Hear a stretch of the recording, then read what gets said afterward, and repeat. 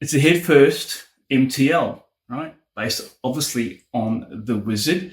Now, these are built with the printed circuit board that I designed for DIY builders, right? But every now and then I build one for local players, right? And this amp here is for my good mate George, who just lives up the road now. Hey George, last year I built George an MC25, the 6v6 powered MC2 style Wizard, right? So George moves a lot of gear. He has owned pretty much everything, and to this day still he has the MC25. So it must be in the sweet spot for him. So several months ago, he approached me and said, "Hey, Jace, can you do me an MTL?"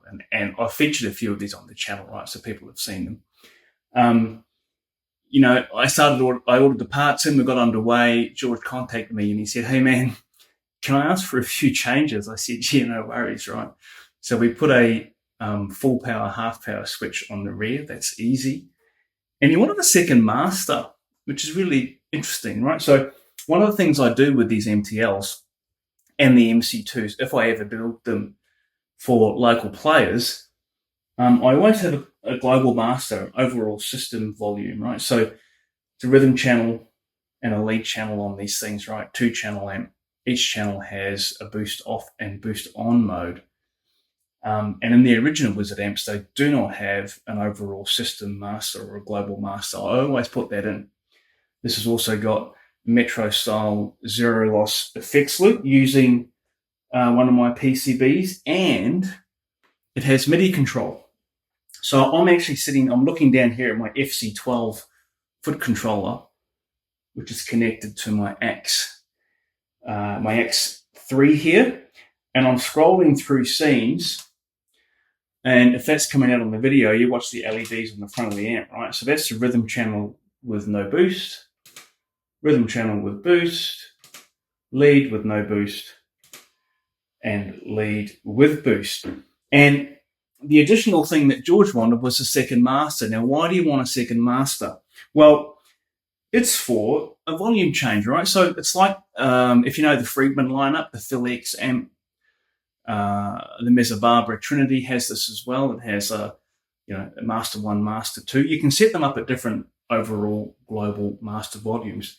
So the second master, which I've now mapped to one of the foot switches on my FC12 here, is MIDI controllable, and I've got it dialed in as a separate volume. So let me come back to, say, the lead channel with no boost, and here is the overall system volume.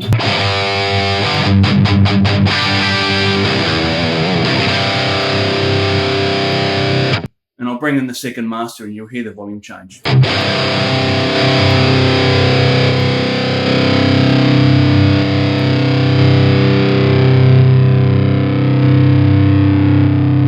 And because it's at the global level, it applies to all channels. So if I go back to the rhythm channel here with boost on,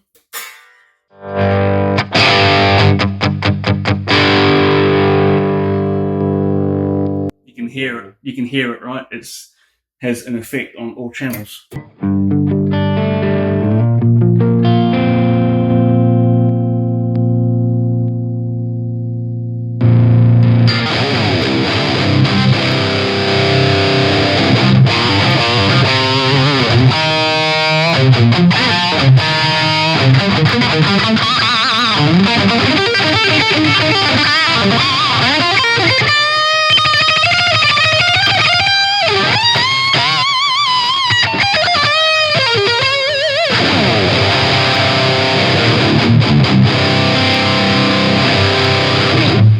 I hope you like it, George. It's ready, mate. I know it's been a long wait. Thanks for your patience.